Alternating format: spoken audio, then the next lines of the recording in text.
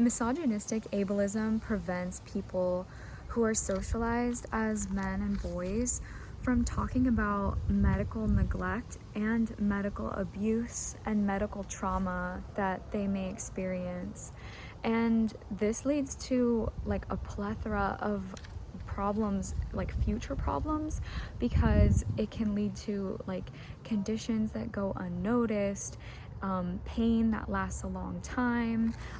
wounds and injuries that get worse because they don't receive medical attention immediately or soon enough. And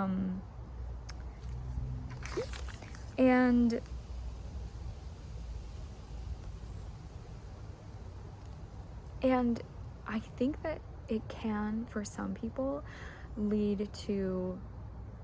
having a distrust for the general public and making it kind of hard to relate to people because you experience like not being taken care of or not being cared for by society at large and like people, the public. That definitely is like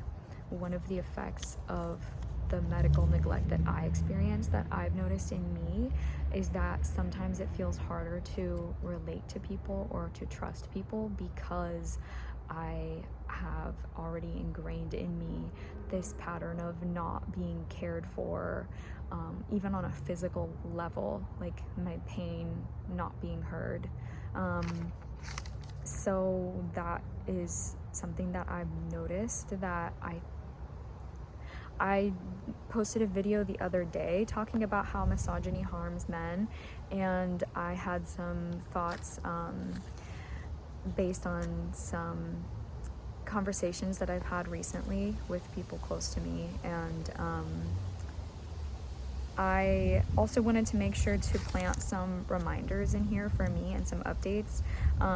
because I want to call my insurance and request a list of neuropsychologist like providers. And I also want to, I want to go to the library and use the Wi-Fi and the computers there to fill out some paperwork that I need to fill out before I can do my intake appointment for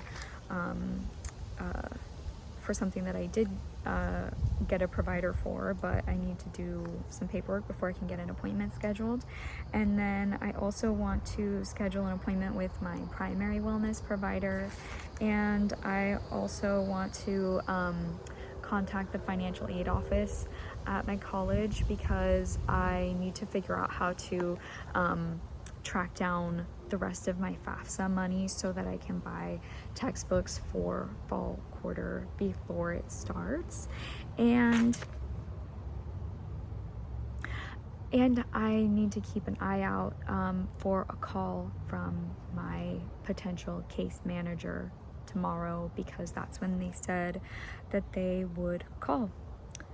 And that's everything that I have on my list. So thank you, me, for including reminders for me, and I hope you guys enjoy hearing my little updates. And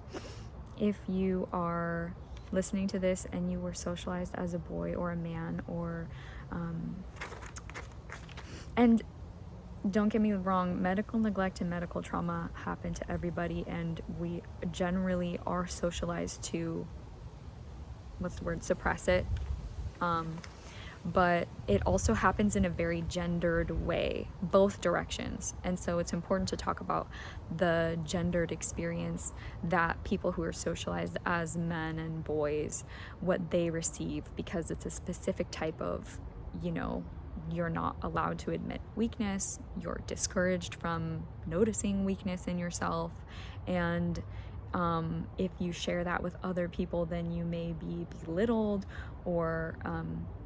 like dehumanized, and sometimes it can turn into a competition where you're supposed to act the toughest and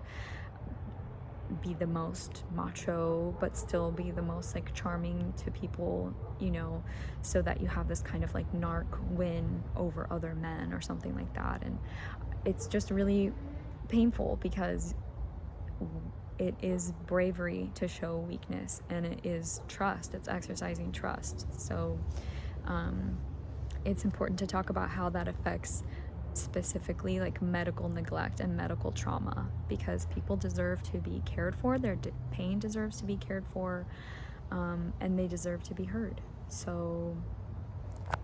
that's all of my thoughts for today. Tree perspective. Okay.